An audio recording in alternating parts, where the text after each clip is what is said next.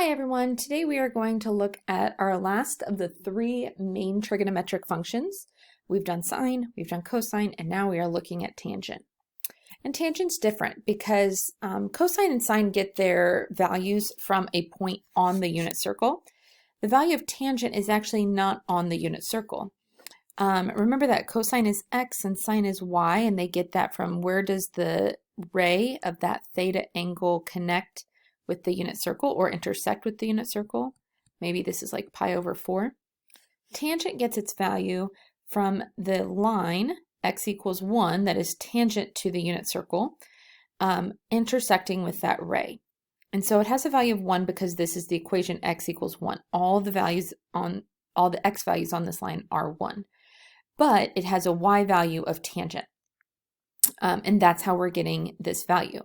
And so you can see here a graphical representation of what happens when we extend these lines. When I extend that pi over 4, you can see we've got 1 and then tangent of pi over 4. Follow that over, and it has a point on the graph right here. And we're going to end up with this, it almost looks like a cubic function, but we're going to end up with this kind of shape. Also, notice that we have two vertical asymptotes. Really, if I were to extend this graph more, I would continue to have vertical asymptotes. And it tells us up here that the vertical asymptotes occur at theta equals pi over 2, and they repeat every pi units. So I have a vertical asymptote at theta equals pi over 2. But then, if I were to go another distance of pi, I would have another vertical asymptote. And again, we're going to look at that a little bit more in depth. Use the graph to find each value. So this is graphed at pi over 2. So if I want to figure out what each of these values are, it's divided into fourths. So if I divide pi over 2 by 4, or if I do 1/2 divided by 4, that's the same as 1/2 times 1/4. That would give me 1/8. So this is going to give me pi over 8. And then each one of these represents 1/8. So if I add another 8, that's 2/8. But 2/8 is the same as 1/4. Add another 8, that would give me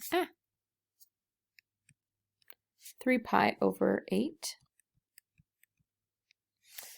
And so they want to know what's the value of pi over 8. Well, that point on the graph is right here. So looking at the y value, it looks like I'm counting by halves, so halfway between those, I'm going to say that this is roughly 0.25, somewhere in there. It might not be exactly, but it's pretty close. Value of pi over 2. Well, at pi over 2, it's a vertical asymptote, and by definition of an asymptote, the graph is never going to touch that line. So there is no point of the graph that touches pi over 2, so it is undefined. Tangent of 0, the graph is at 0 when theta is 0, and pi over 4. If I follow that point up, it looks like it's at y equals 1. So there we have it. That's how to use the graph to find these values. So we need some properties of tangent functions. If we have this parent function here, here are some things that we need to know for this. We need to know that pi over b is the period of the function. With sine and cosine, oops, need to change back to my pen. With sine and cosine, our period was given by 2 pi over b. But now we're taking out the 2 pi, or the 2 in the value, and only looking at pi over b. So next we need the equations of asymptotes. And so we've got one cycle occurs in the interval from negative pi over 2b to pi over 2b. So we are going to say that our equations are at theta equals negative pi over 2b and theta equals pi over 2b. This would be one equation. This would be a second equation. And remember, we're using theta because we're not dealing with an x and y axis, we're dealing with a theta and y axis. We're talking about theta as the measure of the angle. So that's why we use theta, not x. All right, so identify the period and tell where two asymptotes occur. For the period, we're going to do pi over b. In this case, b is 2, and there's nothing to simplify there. But what this means is that this is the length of one cycle.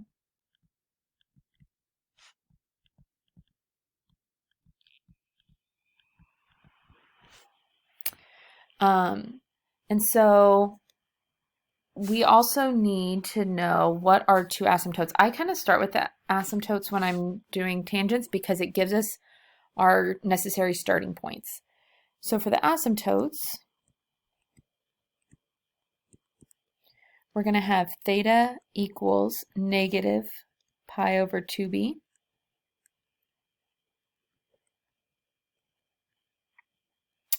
And we're going to have theta equals positive pi over 2b. Well, this would give me that theta equals negative pi over 4. This would give me that theta equals positive pi over 4. So let me put some labels on my graph here. I've got 2 pi, pi, pi over 2, 3 pi over 2, and then I'm not really worried about my y-axis. We do have a number 3 here, but we're not going to talk in this lesson about how the value of a really affects a tangent graph. I want to focus more on the asymptotes. I want to focus on finding the period and those things. So these are the equations of two of the asymptotes. I'm not going to graph this one because I'm looking at 0 to 2 pi. And negative pi over 4 would be less than 0. But I have this equation at theta equals pi over 4. Pi over 4 is halfway between 0 and pi over 2. And then my period is pi over 2. So that means that it doesn't mean that I put another asymptote here. No, that's not right. It means that I go a distance of pi over 2 to get to the next asymptote. So if I add pi over 2, I'm at pi over 4. And if again, thinking about it as fractions, I'm starting at pi over 4. And then I'm adding pi over 2. 1/4 plus 1/2 would give me 3/4, or 3 pi over 2. So then I could go through and think about it like this. And so my next asymptote is going to be here. Another way to think about it is that from here to here is a distance of pi over 2. Using the grid that we're given here, I'm graphing 2 units. If you want to think of it that way, you can, but you got to be careful with that if you are not using a grid or if you're not confident in labeling your grid. So another distance of pi over 2 is from here to here. If I do 3/4 plus 1/2, I would get 1 1/4 or 5/4. Oops, I should have done dotted line, sorry. So it's going to look like that. And then the next one would go there. And I'm going to stop because I've gotten a 2 pi. Now, when it comes to graphing the tangent function, it crosses the theta axis halfway between the two asymptotes. Exactly halfway between the two asymptotes. So midpoints continue to be very important. Since I'm starting at 0, all I care about is that part of this tangent function, but the others I care about like this. They're always going to be increasing from left to right. Always increasing. And then again, I'm going to stop right here because it just says to graph from 0 to 2 pi. So that would be the whole problem. Now, let's look at this one. And this one, there's one little thing that I'm going to highlight because I'm really bad at remembering to do these. I always forget, is that negative. I'm not worried about the 2, but that negative is going to come into play when we go to graph. So for our period, we're going to have pi over b, which is 1/2. So that would give us 2 pi. So again, that means that the length of the cycle is 2 pi. If I started at 0, I would end at 2 pi. If I started at pi, I would end at 3 pi. If I started at pi over 2, I would end at 2.5 pi, so that would be what, 5 pi over 2? Yeah, 5 pi over 2. I'm going to put my 4 kind of starter points, if you will. And then I'm going to find the equation of the two asymptotes. So I've got theta equals negative pi over 2b. And I've got theta equals positive pi over 2b. Well, 2 times a half is 1. And so I'm going to get theta equals negative pi. I'm going to get theta equals pi. So I'm going to put my first vertical asymptote through pi. And then actually, because my period is a length of 2 pi, the next one wouldn't occur if I wanted to put another. My next one wouldn't occur until 3 pi, which is off the graph. So this is the only one that I can graph. Now, remember I said that that negative was important. Before, our graph was going like this. When we have a negative graph, it changes and it goes like this. Instead of increasing from left to right, it decreases. Now, my midpoint is still halfway between my asymptotes. So this is going to look something like this.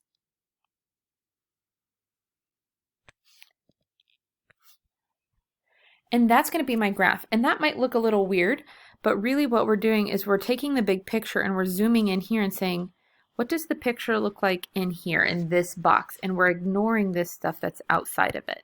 We're zooming in and looking at just a small part of the bigger picture. Okay, one more. We've got y equals 2 tangent of pi over 4 theta. So for the period, we would have pi over 4. Well, that's going to give me just 4. So that means that I have a cycle that's the length of 4. Since my pi is gone from the period, I'm going to use the same principle from the previous lessons to count by 1, 2, 3, 4, 5, 6. Count by integers or by whole numbers. For the asymptotes, I'm going to have theta equals negative pi over 2b. And I'm going to have theta equals positive pi over 2b. Well, this would give me 1/2, and then when I divide, I would get that theta equals 2. Here I'm going to get theta equals 2, negative 2, excuse me. So let me put my first asymptote on here. I've got one at theta equals 2. And then if I were to keep adding this period of 4, I would have another one at theta equals 6. I could say I've got another one at theta equals 10. And I would just keep adding 4. That should be a 2. And then, so I'm going to put my other asymptote on here. And then again, if I want to find those midpoints, I can say, or those places where it crosses the theta axis, I can say, okay, what's the midpoint between 2 and negative 2? Well, that would be 0. Between 2 and 6 would be 4. I'm not graphing this far, but the idea is that I could find the midpoint and graph it. So I'm going to graph these midpoints of 0, 4, and that's it actually on this one. It's a positive, so it's increasing from left to right. So it would look like this, and then it would look like this. And that's how we would graph it. And it said to go to 2 pi, so technically that'd be a little bit past 6, but in this case, I'm not really going to say that you have to put that for a graph. It's okay that you just stop at 6. So that's it. Head on over to Google Classroom and check out your assignment for today.